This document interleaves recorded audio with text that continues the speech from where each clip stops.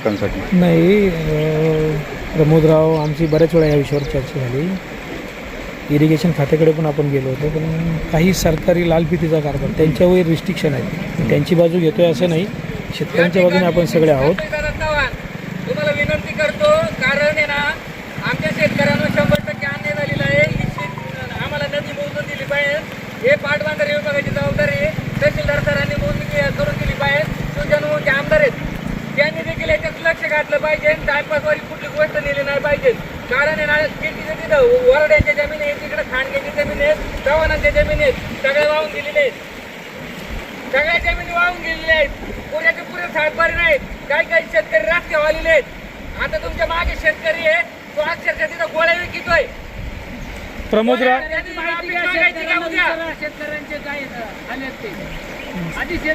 Irrigation खातं पण याच्यामध्ये पॉझिटिव्ह आहे. टाइमपासवारी न्यायचं नसतं शासनाने.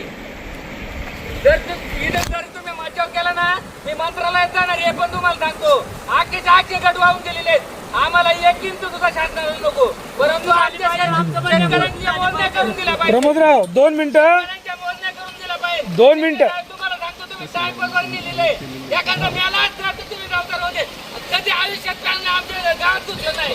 स्मशानभूमी आखी वेढली होती. आमच्या शरीरामध्ये पाणी लागलं होतं. इरिगेशन अरे आई प्रमोद 2 मिनिटं, 2 मिनिटं.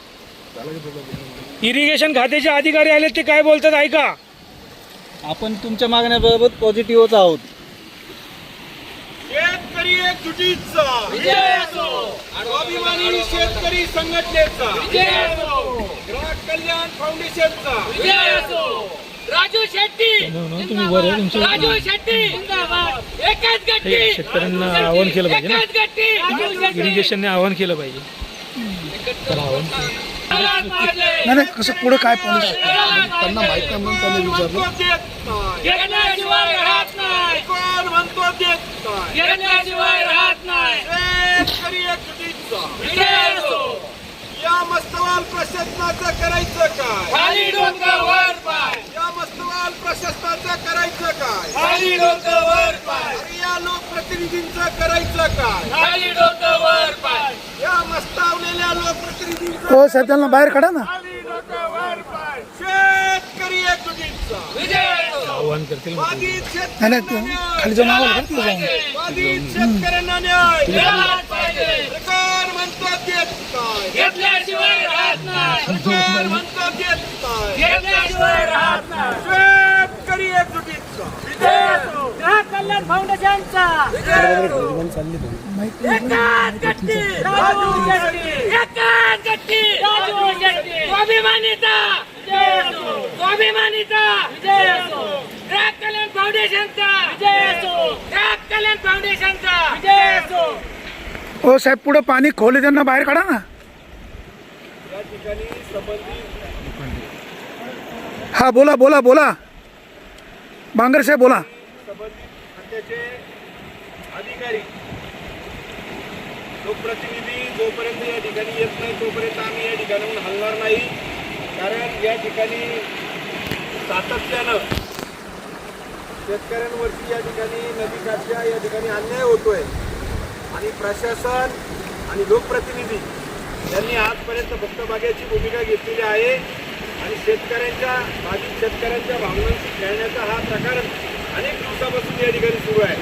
हे कुठंतरी थांबलं पाहिजे आणि या ठिकाणी या नदीकाठच्या शेतकऱ्यांना या ठिकाणी न्याय मिळाला पाहिजे.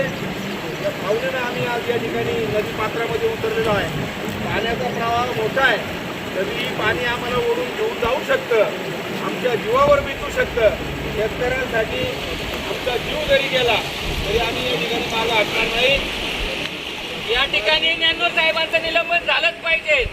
या ठिकाणी ज्ञानोर साहेबांचं निलंबन झालंच पाहिजे. त्यांनी गैरवापर केला पदाचा आणि आमच्या जनतेच्या जीवाचा शिकायला ते निलंबन झाल्याशिवाय आम्ही मागं हटणार नाही.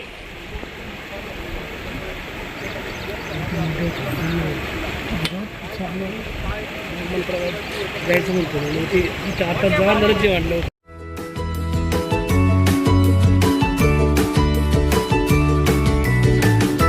बातम्या शेतीच्या, बातम्या मातीच्या, बातम्या अन्यायाच्या, गुन्हेगारीच्या,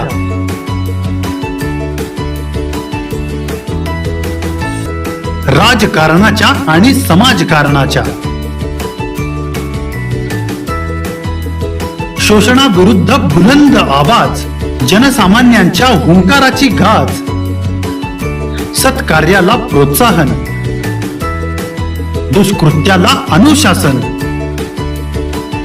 निर्भीड, निस्पृह, सडेतोड, बेधडक आणि रोखटोक म्हणजेच विघ्नहर टाइम्स. शोध बातमीचा, ध्यास सत्याचा.